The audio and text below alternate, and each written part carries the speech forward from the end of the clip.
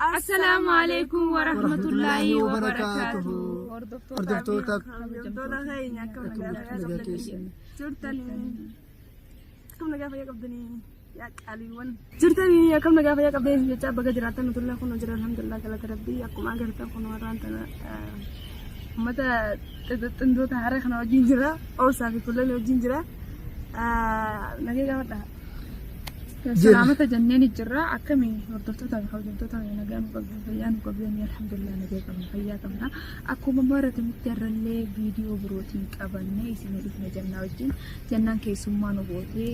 waggaa keessummaa nu taatan jettee nu fidde waan isin nu fiddeef gaa walumaan laallaa jannaan yaada biroo qabaate kabajamtoota hordoftoota qaqqaaliiwwan keenya akkam jirtu nagaa keessanii fayyaadha. Nuti nagaa qabna alhamdulillah kunoo jannaan as nu bira jirti Finfinnee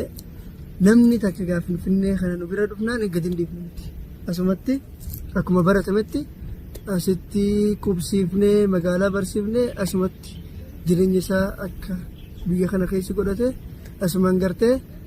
Finfinnee halaala handhuura Oromiyaatiin Finfinnee hin teenye jechuurra keessa teenye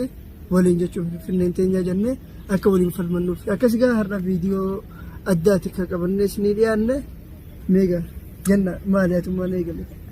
Hordoftoota amantoota keenya dhugaa viidiyoon addaati obsa waan irraa jira isumaan beeka viidiyoon addaati miti viidiyoo gaddaati.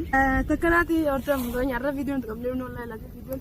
nama gammachiistu ankara jaalladhu kana viidiyoo nama aarsaati naan taane viidiyoo akkamii jechuun gasanamtu akkuma beektan kunoo Finfinnee jira maaliif Finfinnee jettan deengada Adaamaan ture Adaamarraa hin gara Finfinnee walumaan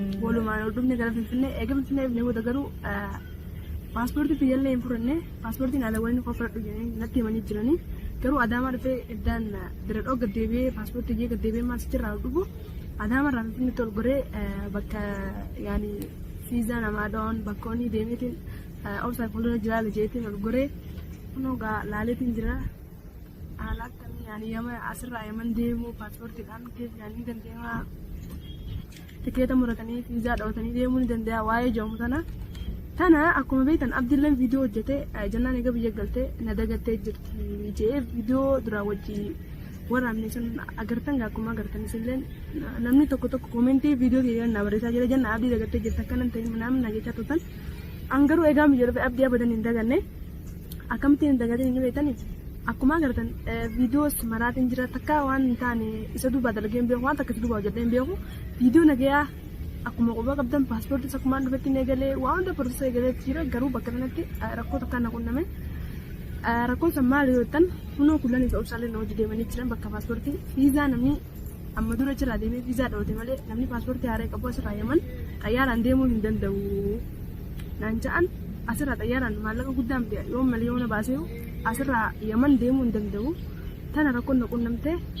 warri nan amanne hordoftoota biyya keessa jirtan dhuftanii as cheek godhuu hin dandeessan dhuguma warri na hojii deemee as xiqqoo shawaa isinitti himu. Egaa kabajamtoota hordoftoota keenya akkuma hedduun keessan beektananii biyyoota adda addaatiin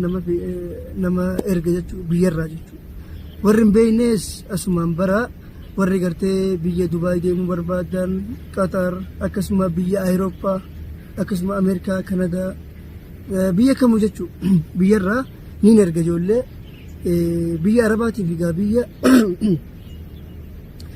Arabaatiif egaa biyya Awurooppaa Ameerikaan gatiitu wal dhaba malee asii oofaatiin jira asirratti gatiin dubbachuun xiqqoon ulfaata keessaa yoo na dubbiftan rakkoon qabu isiniif hima. Akkuma beektu jannaalleen gaachuma obsaa anis Yamaniin deemuu deema Yamanitti na ergitaa jettee na bira dhufte jechuudha. Yeroo sanitti gaa piroosesa barbaachisu gaa jalqabuuf gara imbaasiillee ka Yaman jechuudha ka jiru Finfinnee jiru deemnee akka gartee fiizaallee harkattuusiin fiizaallee gaafadhe garuu waan tokko akka hin danda'amne nutti himan wanni sanis maali fakkeenyaaf namni tokko kan Yaman jiraachaa ture paaspoortiidhaan Yaman irraa gara Itoophiyaa yoo dhufe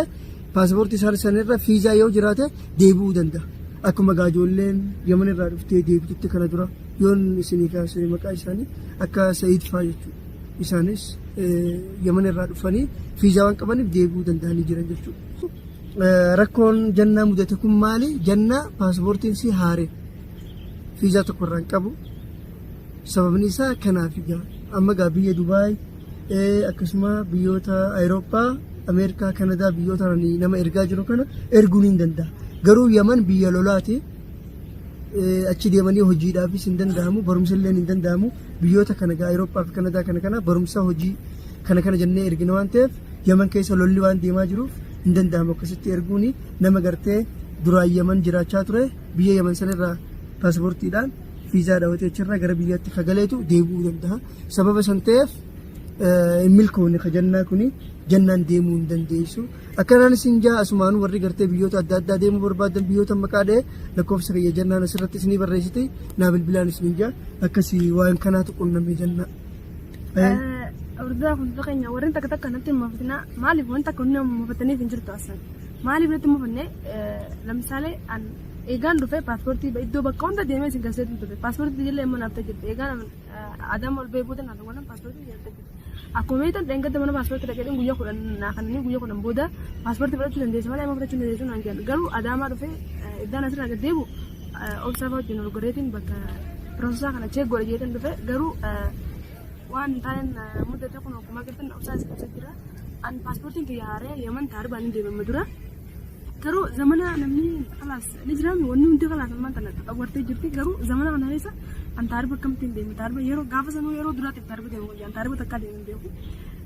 yeroo duraatiif taarba deeme amma garuu irra deebi'ee taarba deemu oduu takka ulfaata an amma taarba deemu haa taasisan qabu maal hin beektaa namni wal jaalatu kun yoo rabbii walii qoode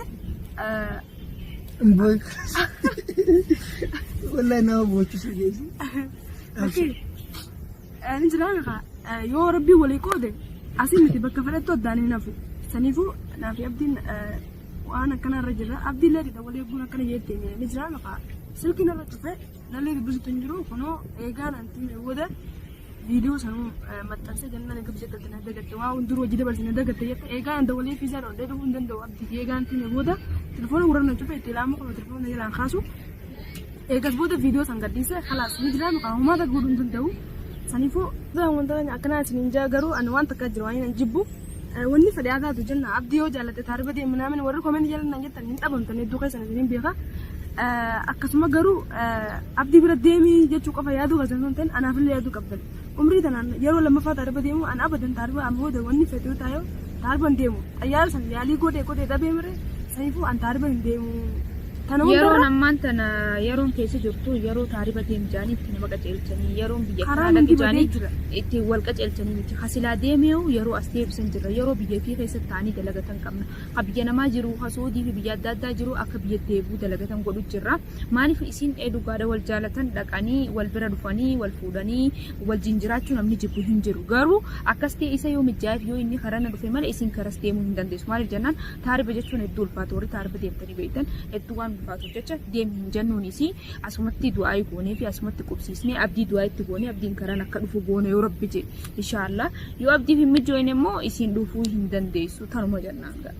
Tanumaan jaan taarifa deemu. Taarifni deemuu hin jiru. Koomenti jalatti bilis taarifa deemu jedhee nan barreessina. Irra guddaa keessan taarifa deemu jedhee nan barreessina. Kun akkana yaadaan achi ilaaluu tokko taarifa deemu hasiin jiru hin jiru. La taarifa deemu siin jiru hin jiru maaliif jennaan ni beektaa. Namni taarifa dandamee ni beeka jechuudha. Kan hin dandamin siin jaa malee habee warri xalabaan deeme hedduu jiraame kaasuu hordoftoota kana kan ni jiraame haala adda addaatiin biyya namaa keessa jiru qabnaa mire saniifuu kaa yoo abdii jaalte taarifaan deemee waan akkanaa jiru yoo aada kana qabatan jedhe garuu waan taarifaan deemu dhugaa himuudhaaf gaafas illee abdii hojii wanti tolfaanee dhufne